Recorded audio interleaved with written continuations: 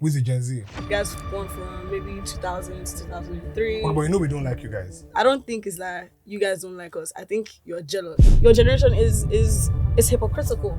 You're saying there's sex, there's this, there's that. You guys were even probably worse. People that are jumping off Third Mainland Bridge are in their 40s, 50s.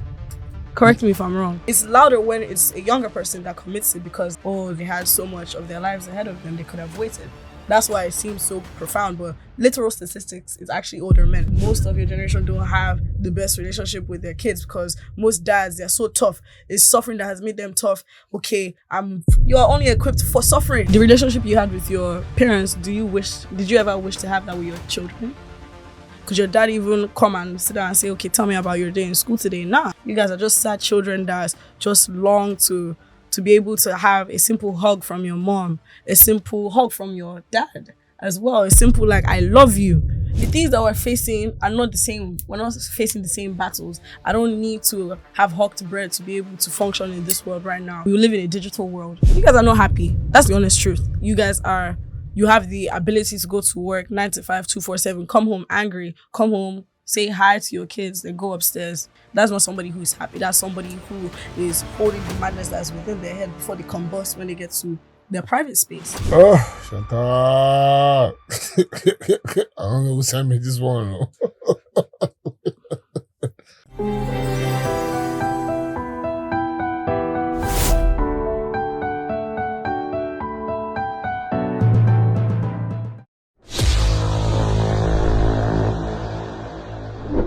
Okay, my name is Edgar Duke Rants, and I always have this problem of introducing myself. I don't know what touch calls again. Intro and outro, whatever it is. So today I have with me my daughter, Chantal. Do you get? And I don't know how this is going to go, so I'm not my usual self, so that's how it goes. So tell us, what's your name again, please? Hi everyone, my name is Chantal Joseph Edgar. To those who know me, those who don't know me, aka 444 coded for reasons known to me per. And we out here. We outside with my popsy. Man, I guess. Get to know. Let's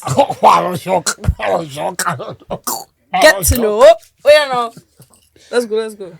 Okay, so there was this picture of me dancing in my head, just going like that. Is it just this recent one? Yeah, this one. And then your brother posted and said, I guess madness runs the family. What does that mean?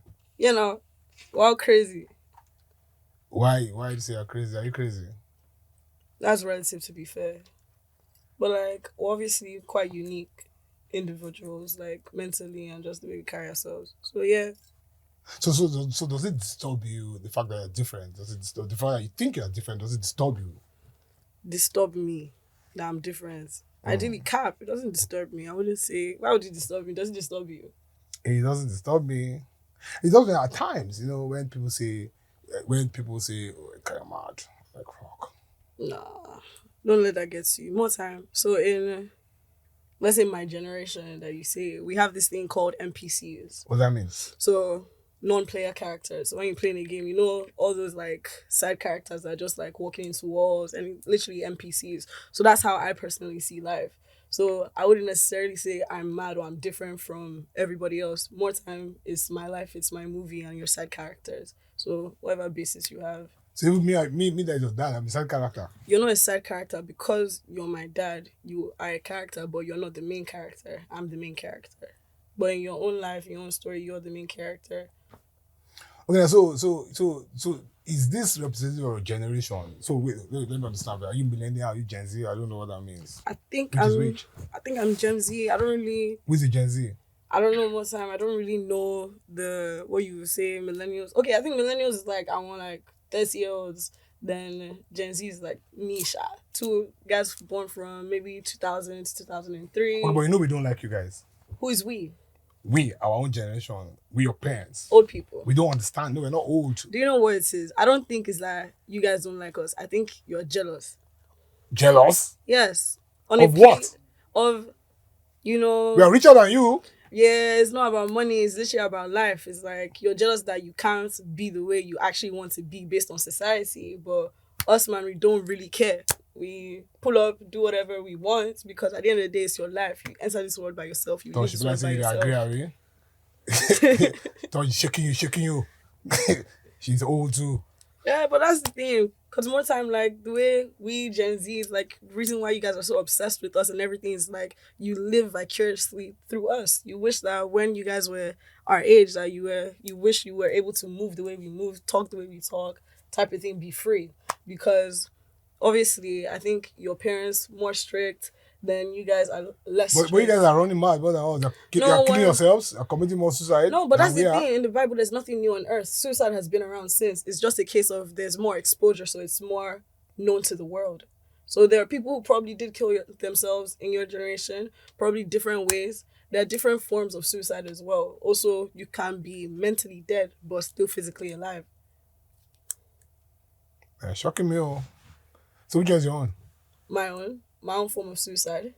I'm fully alive in Christ and in this world more time. So I've heard you mention Christ like twice or thrice in this conversation now. Yes. So how does that relate to your dressing now? Relate to my dressing. Doesn't mean Hmm? what's wrong with my dressing. Because if you're a Christian, you're supposed to be conservative. Am I wrong? No, you're meant to be Christ-like, and that doesn't necessarily point to your clothing. It points to within. So what's within you? So I pray that any room I walk in, that differentness, that uniqueness that you see, those who dwell in Christ, you walk in, and that uniqueness, difference that you see is of Christ. Is when I come into a room, you're like, wow, shiny, like you're shining, you're glowing. There's something special about you. That thing that's special about me is the Holy Spirit. And that's me because of the way I live my life. Some people is otherwise, some people is different. But that's just it. That's my uniqueness. Let's go about sex. Okay, What's your sure. take? My take. It is what it is. Tell me. What does that mean? I don't know what it is. I'm Have you had an experience? No, I'm still How a old are virgin. you? I'm 21. Well, am I supposed to be happy that say when you're 21? Up to you. Like, teach their own. But are you very comfortable with that? Yeah. Very, very comfortable with that. Yeah. But this doesn't seem to be the general grain in your generation. There's a lot of sex happening in your age. Once again, I'll say there's more exposure. It's just like there's a lack of privacy in our generation. People don't know what to keep to themselves and what to put online. So, like I'm saying, like it's just like it's pot calling kettle black. Because most time, everybody in your generation, most of them were pregnant on their wedding days. Most of them have already lost their virginity, secondary schools, but they just, keep it to themselves secretively. Be doing that same style of wedding dress that, those wedding dresses that you stop here and they're all pregnant. Whether it's 1 month or 2 months, 3 months. Come on, I hope you're not getting my outside. Just go like this. Already. Like they know. Like that's what I'm just saying is like your generation is hypocritical. Because you're saying there's sex, there's this, there's that. You guys were even probably worse and probably hid it from your parents. My dad always used to tell me this story about how he snuck out to a party and then G-Papa had to arrest you. I'm not going to sneak out to a party if I want to step out. I'll tell my mommy I'm stepping out. If she allows me, she allows me. She doesn't allow me, she doesn't allow me. I'll tell you I'm going here. If you allow me, don't allow me. If you don't allow me, so shall it be. I don't need to go around the corners. It's like I'm unapologetically me. That's shining uniquely as well as the generation. But you guys, because of the crazy fear of your parents, you had to low-key hide your true personalities, your true movements, guys were fornicating since even before uni. Tosh, if you guys not here for this interview, I don't even know what to say again. I don't die. So we were hypocritical, we were hiding the shag, but you are more so why are you guys like that? Why are you more frontal? Is it the food? Is it the drink? So now I feel like there's this thing.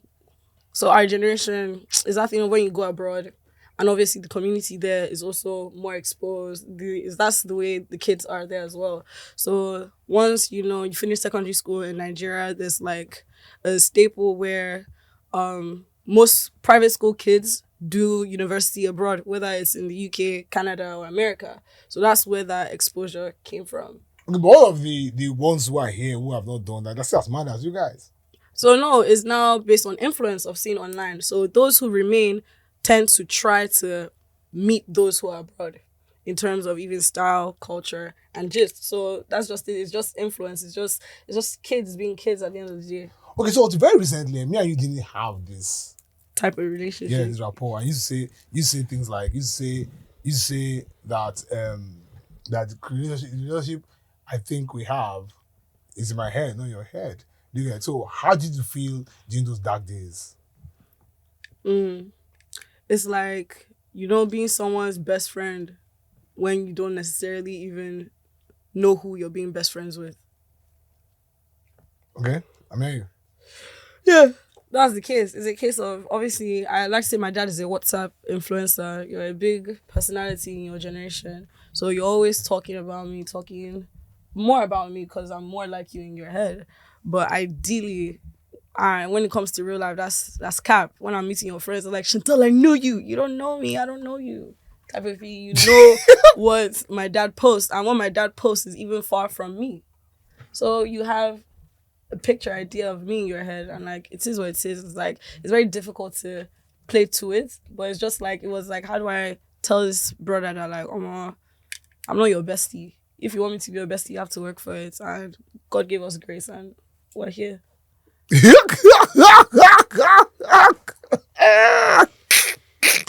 Tell me very quickly. When last time I came to visit in London, and he said you wanted to run away. Why did you want to run away? Run away. Yeah, he said you didn't want to stay with me in the room. Yeah, because it's a case of like being in the same four walls with you, even with mommy. I couldn't fathom how I would function. Just based on like, it was like cap. But at the same time, like I told you, I found it very like weird that like, why can't I stay in the same space as my father for like more than a day? Like, I don't think that's right. I was like, and I just had to push through it.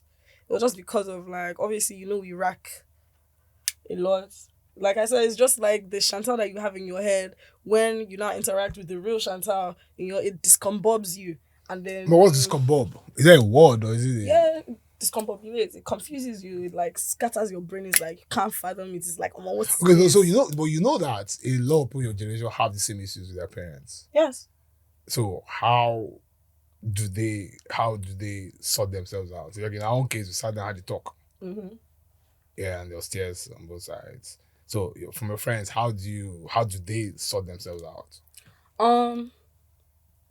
Like you said, you are quite approachable, even mommy as well, compared to like some other people and their parents. I feel like it just depends on who you have as parents. If you and mommy were people that I could ideally like talk to, even when it comes to like the listless things, I wouldn't probably have ever yarned. So, and I'm also just a unique person that I just yarn straight up. I'm very direct compared to like you're yet to have the conversation. So why are you taking all of those years to if you're Oh, that those direct? years. No, is you when you finally calm down and said, oh yeah, now let me listen. It's when somebody gives you time to listen, that's when you speak. Okay, let's move it from there. So can you compare life here in Nigeria and life out there? The only thing that's blessed about out there is just the independence, but it's also like good and bad. Like in once you get there, that's when you start appreciating some of the graces of Nigeria, like having a driver, like having house helps at times, like not necessarily knowing when you need to cook food, just being ready, things like that. It's not necessarily thinking about like how much I need to spend today to go see from A to B. Like the convenience of being in Nigeria is quite convenient compared to being there. But also being here, you're also residing with your family members, your parents, who feel like they have opinions in everything you do. But when you're over there, it's just like you're chilling, man. It's really like your own life. But truly, it is your own life. Fully. Okay, whiskey, Abby? Why whiskey? Why not the video? Just obviously whiskey based on Yoruba. I'm half Yoruba. So that's whiskey. But I like Davido too, but it depends on why you're asking, like in terms of what specifically. Davido is just vibes. Wait, hold on. Wait. Is that how you identify yourself? Half Yoruba? Yeah, half caste. How? I say I'm half caste. You are Akwa Ibom. No, I say I'm half Yoruba, half Akwa Ibom. No, you are Akwa Ibom. You are Akwa Ibom. But everyone sees me and they're like, oh my god, you must be Yoruba. And I'm like, why is it that? Because I just give off Yoruba vibes. But what's Yoruba vibes? Just I give off Yoruba vibes. Like that's just it. But Yoruba people don't find like this, huh? Apparently they are. I look Yoruba, I sound Yoruba, and I actually do understand Yoruba fully. Okay, so that takes me to Gen Zs now because I don't think you guys see yourselves in those boxes. So Really? I don't think you guys see yourself in those ethnic tribal boxes. That's in your relationships, in your outlook, in the way you interact. Nah, so we do. This though. is coming to my small We shock. do, but it's just not like centralized on that alone. But that's the only thing I feel like with this generation, I personally am different with. Like there's a big lack of cultural awareness. But we do have our identifications. Like I'll be able to tell like an Igbo guy, like we say Igbotic people. Like it is a very Igbotic guy. Like Igbo people, like you can tell them from a mile away. A Yoruba person as well, you can tell. But will this affect your choice in marriage? In marriage, most times it doesn't really. But I always used to say I want to marry a Yoruba man just because I want my children to have culture. I want my children to be able to speak a language, and it must be a language that I understand as well and can learn.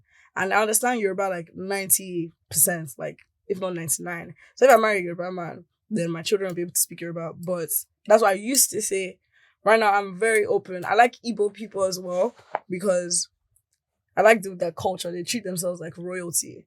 Like, and I just like that as well. But So how do you see yourself? Do you see yourself first and foremost as a Nigerian or as a Yoruba person? I see myself first and foremost as a Lagos babe, and then a Nigerian, and then half caste. So your generation, how did they see themselves? So I think our generation is mainly like we do it by states. So there are Lagos people, ABJ people, PH people. So it's a case of I'll be able to know like, okay, you're an Abuja type of person, or you're a Lagos type of person. So what differentiates these people? What's the difference between a Lagos person and an Abuja person? A Lagos person. This is a shocking to have it. Hey, I love that for you. But wait, where is your Akwa Ibom in all of this now? So now all those like Akwa Ibom, Saba, hey, Imo, those are not like the villagers mainly. More time we only identify what is registered in our heads. It's up until I went to the UK, I discovered that there are other states in Nigeria. It's a very deep thing. Oh my God. Because when you go abroad... Is this for only you or for everybody? For everybody that goes abroad, that at least maybe private school kids that are only surrounded by or go to school with like a specific set of people. When I went to school firstly and I meet Nigerians, I automatically assume they're from Lagos. Cap, somebody's telling me they're from PH. I've never met somebody from PH before in my life till I went to the UK. Somebody's telling me they're from Abuja. Somebody's telling me they're from Asaba, Imo states, like Delta. And I'm just like, wow, okay, that's true. There are other states in Nigeria. And it's just crazy. Like, it's crazy. So I'm really bad parent. Oh my God, I failed. No, it's just, it's not your fault. To me. But it's a life thing. It's so like, it's in the environment you live in. So if I've been born in Lagos, raised in Lagos all my life, it's really only Lagos I know. But then obviously I know of Abuja, I know of Port Harcourt, but then all these other states, I didn't actually have like a visual on like, wow, there are actually other people in Nigeria. You're about to carry my picking.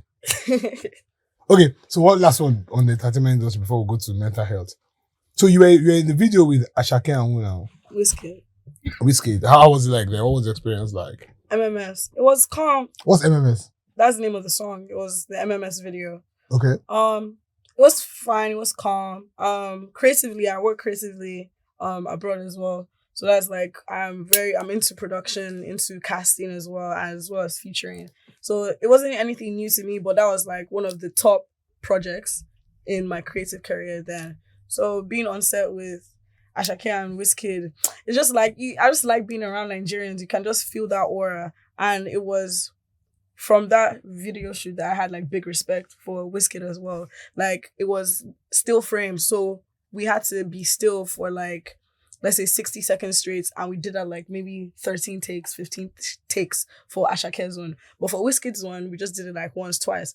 No shade to Ashake or anything, no. But it's a case of you can tell that it has been experienced. And it was just cool to be on that set. Okay, now let me ask you this question now, but think very well before you answer this question now. Mm-hmm. So basically, so we are seeing, because when I watched that video, the contradiction hits me. It's not just for you, but for all sorts of people.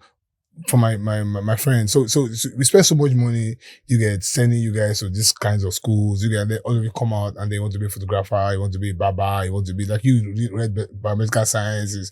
You want to be this. So I mean, why? So I have this friend who is a bank MD, and all of his children are photographers and barbers and wanted to. So why is it like that?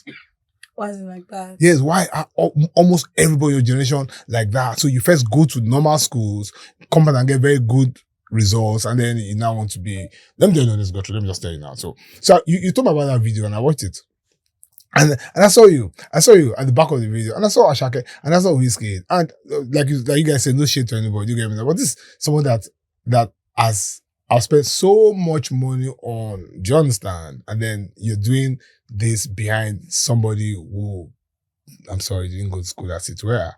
Do you get? So that contradiction hits me. Do you get? So, and it's all over. You see people with master's degree, what your age group, and all they want to be, they read law, they read this, they've done that, and they just want to be, So what do you call that thing? Waka pass. No, so I like the fact that you brought this in. So it's a case of, there's this word called hustle. So in our generation, there's a different form of hustle that we hustle compared to you. So in your generation, maybe as well as Wizkid, the Ashakers, most of you guys could not afford to pay your school fees because probably your parents weren't necessarily getting proper jobs. So most people in your generation that did finish with a university degree that did not come from rich homes, probably on the side, they were hustling some different kind of hustle, probably working as an assistant to a tailor, probably selling a gig bread, like some people that I know, as well as, doing other things. They were hustling different hustles, but obviously, in the modern world that we live in, our hustle now has a bit of steez. So my hustle is obviously featuring in these videos that will pay me, that will now I'll use to take care of myself while I'm in uni, as well as all these people that do photography and all these hobbies. It's literally hobbies. You had hobbies while you're growing up. I swear you went to school, studied political science, you ended up becoming an investment banker, and now you're not an investment banker anymore. Now you're doing podcasts, and now you're posting on WhatsApp. I could say the same for you, the same way you say for our generation. You see what I mean about hypocrites? It's just a different font, different style.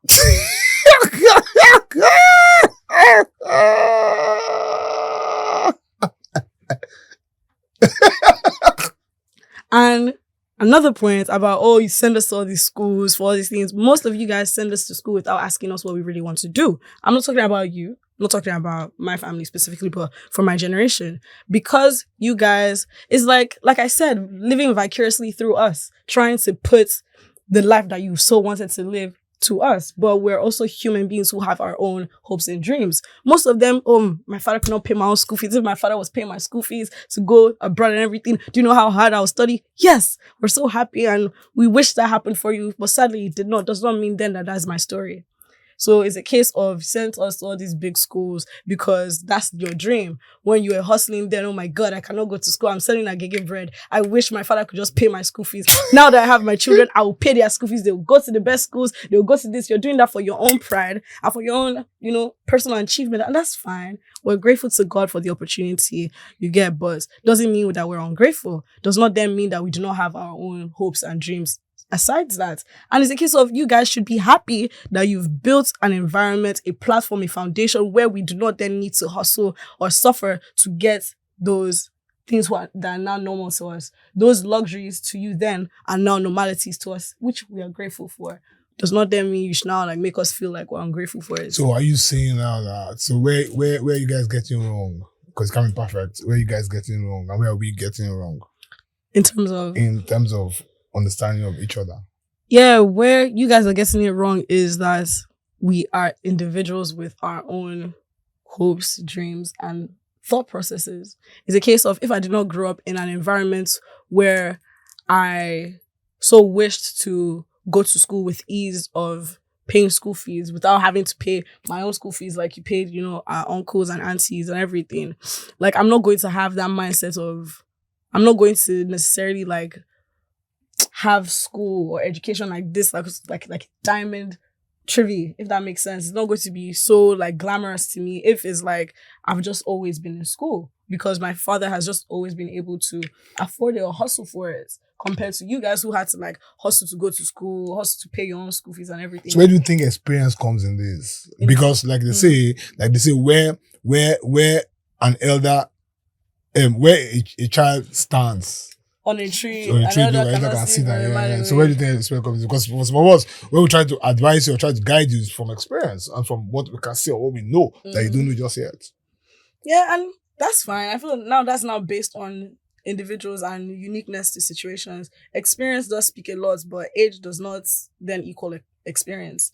So that's like also with the mental health thing as well as also with like communication. Our generation can communicate our feelings and our thoughts better than your generation. And that is because of the experience of having good education to learn the words about feelings and all these things. Compared to you guys, you had to learn that, okay, if I have a problem with my friend now, instead of, cutting them off or not talking to them or just not walking past their road when I'm going to school, we learn to like, okay, sit down and have a conversation. So I don't know, like experience is quite objective instead of subjective. It's like it's dependent. I can't speak on that. But you should heed advice from others, but advice that is valid. Okay, let's talk about drugs. It's plenty in your side. As well as yours. No. That's the thing I keep saying. It's exposure. You guys did not have Instagram. You guys did not have Snapchat to have these things there. Because so now the only thing, okay, you guys had like drugs. We had, what do you call that thing? That one that came before WhatsApp. What do you call that thing? We have BlackBerry now. No. Yes, now. BlackBerry came when you had kids, when your generation started having kids, and that's not young. When you're having children, that's not young. We are 09. Yes. when you were a teenager, I'm talking about secondary school. Yeah. So like secondary school time, that's your puberty time for your generation. Yeah, you guys did not have phones. We had NTA. Radio. We had television, we had no post. TV. Exactly. You guys had radio, you had TV more time than boxes like that. But severe lack of exposure.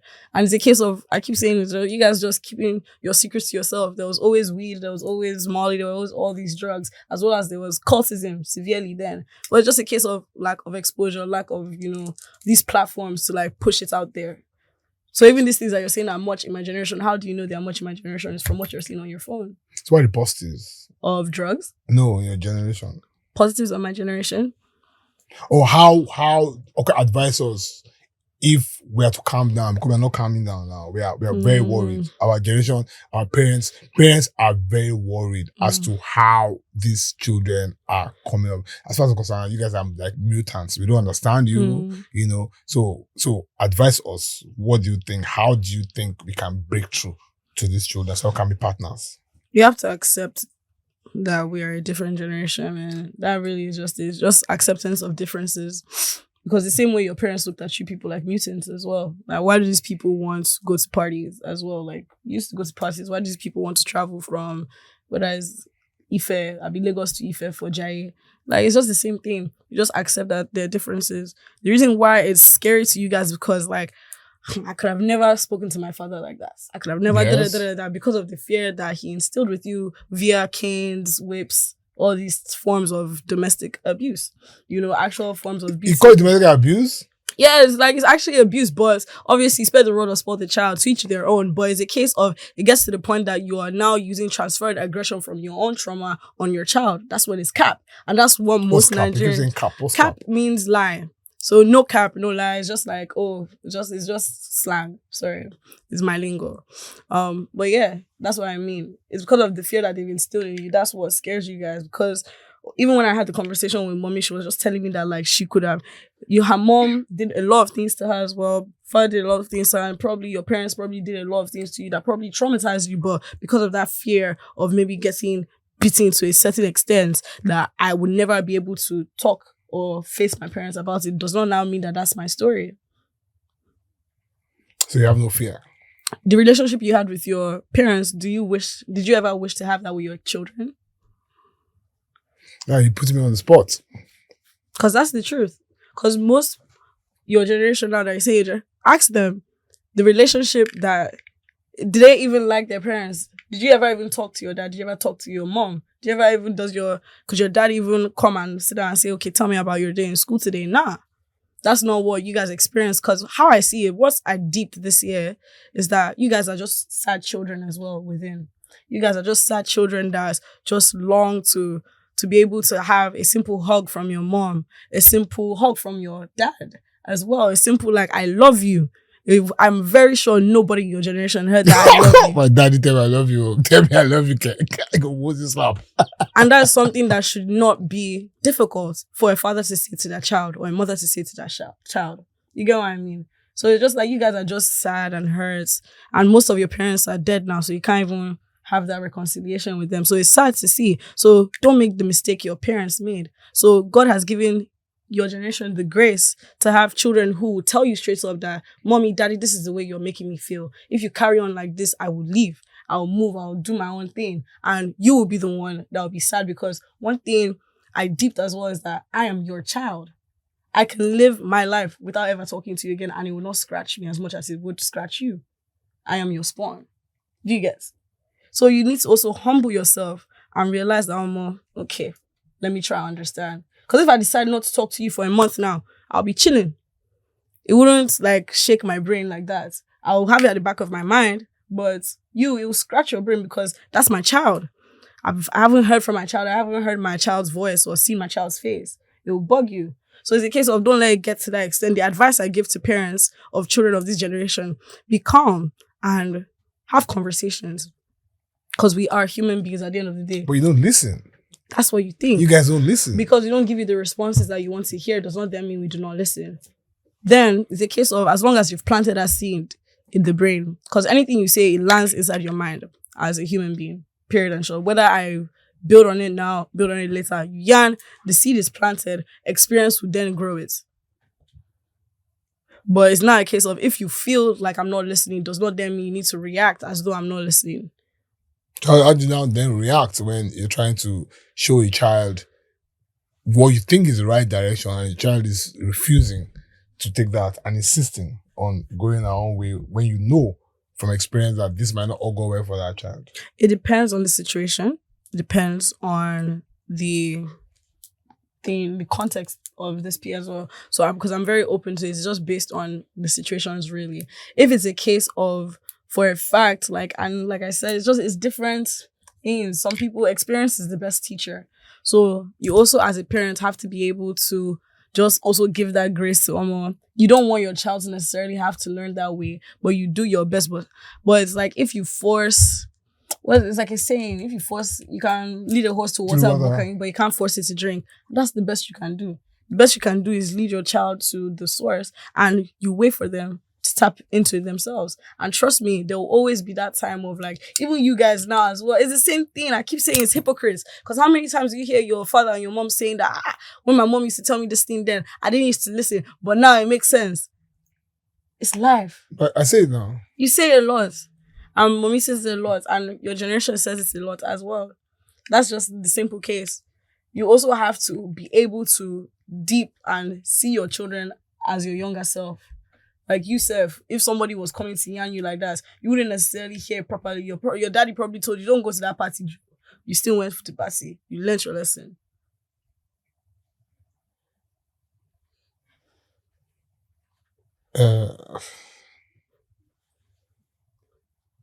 Okay. So basically, I don't know what to say again. Ask me a question. Let's do the mental health thing. Do you think mental health is real? Yeah, for you guys or for us? In general? Of course it is. Okay. It is. I think there are people in your generation that will beg to differ. How? That, like, there are stories of people that will tell their parents that, I'm depressed, and they'll say, God forbid. Or that's cap, you're just tired, or you're just lazy. But do you actually believe that mental health, separate from mental illness, is something that can truly affect somebody's day-to-day? Yes, I'm different now. Okay. And I'll speak for your generation that is not as like open-minded. So we are mostly in denial because we were not trained or brought up to confront those things. Mm-hmm. Do you get? So we believe that at the extreme end, that is spiritual. Mm-hmm. At the extreme end. for those who are very religious, and people like me who are not religious, I see it as a weakness, and try to fight to overcome it by working hard and making money and all of that. So for us, I think we're coping better than you guys because we have the kind of mental strength that has come from suffering. Mm-hmm. Do you understand? So, for example, now I sold bread, I hawked bread to go to school, to get money to pay for my younger ones. I hawked bread for like 2-3 years. So that toughened me. Do you understand? But you guys now, like for example, when you say, oh, you want to Uber home, I'm worried. Do you get? Because I don't think you have that toughness to handle that. You guys, I've seen people whose children can't even cross the road and they are in their 20s. They can't cross Obaka, the road. Do you know, with that's not the fault of the child, it's the fault of the parents. No, we know. I know that. Exactly. No, we're talking about mental health now. So that makes your generation more susceptible to that. That's why you guys are only crazy. I feel like there's more suicide outside. No, that's the thing. Don't you see the people that are jumping off Third Mainland Bridge are in their 40s, 50s? Correct me if I'm wrong. Yeah, I agree. There was a period in time when I was in. You guys are killing yourselves with drugs. The drugs. See that whether it's young people. So if we're actually looking at it like statistics wise, is African men around like 40s to 50s that kill themselves more. We can Google that thing. Even if it's the whole world, the people who commit suicide the most are people of an older generation. Oh. It's louder when it's a younger person that commits it because it's a young person. Oh, they had so much of their lives ahead of them, they could have waited. That's why it seems so profound. But literal statistics is actually older men. And the thing is that you people, you're saying it makes you tougher and everything, but you guys are sadder inside and it reflects in the way you treat your children. That's why most of your generation don't have the best relationship with their kids, because most dads, they're so tough. It's suffering that has made them tough. Okay, you're only equipped for suffering. If you have learned from suffering, you are equipped for suffering. And why do you wish suffering on your children? Cap. No. That is an indirect wish. It's an indirect wish for, oh my God. Like, it's a case of, bro, you're meant to. So if I say to my child that, man, you can't have sex before you get married, or you can't take drugs, is that me wishing them suffering?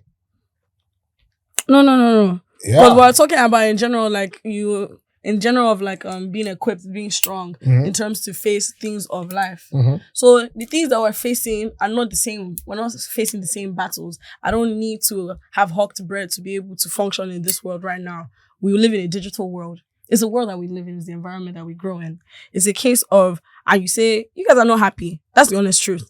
That's why you have the ability to go to work 9 to 5, 2-4-7, come home angry, come home, say hi to your kids, then go upstairs, therefore not have a relationship. That's not somebody who is happy. That's somebody who is holding the madness that's within their head before they combust when they get to their private space.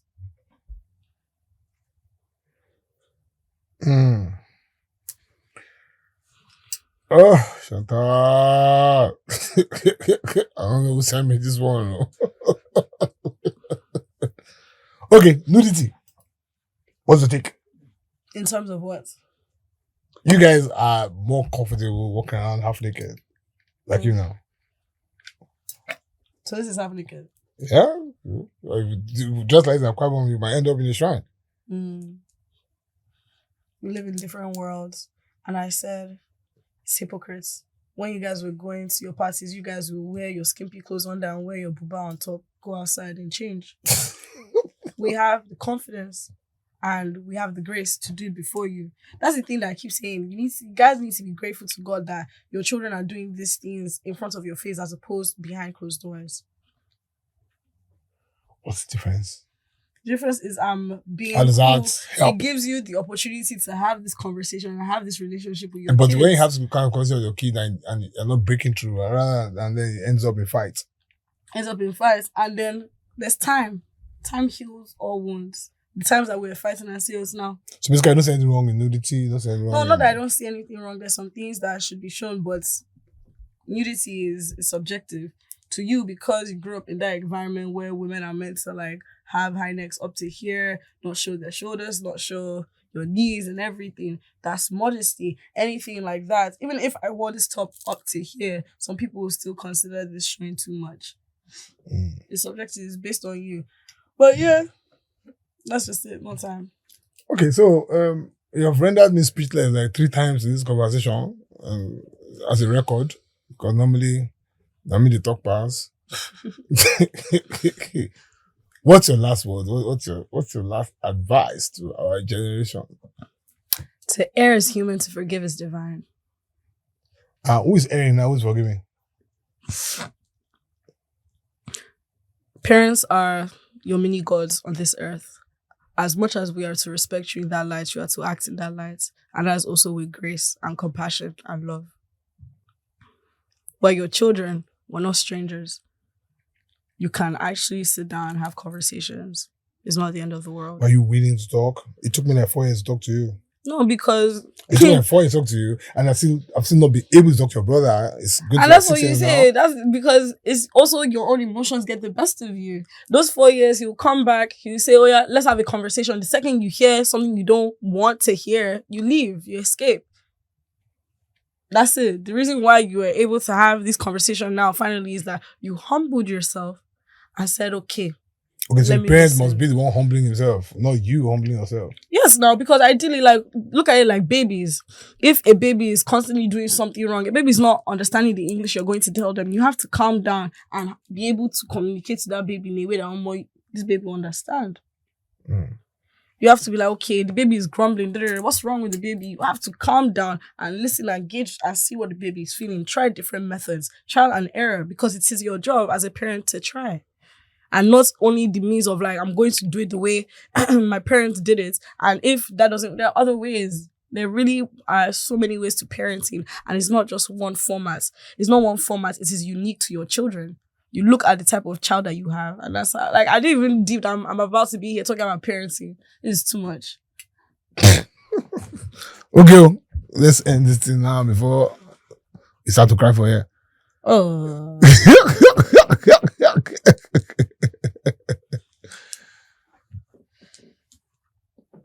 Well, I hope I've been able to enlighten, not confuse, not discombobulate, and show love. And it's okay to be a human being. It's okay to have feelings.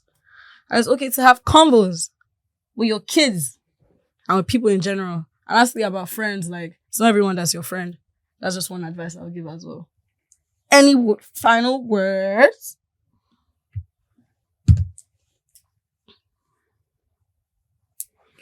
Okay, so thank you guys. We'll see.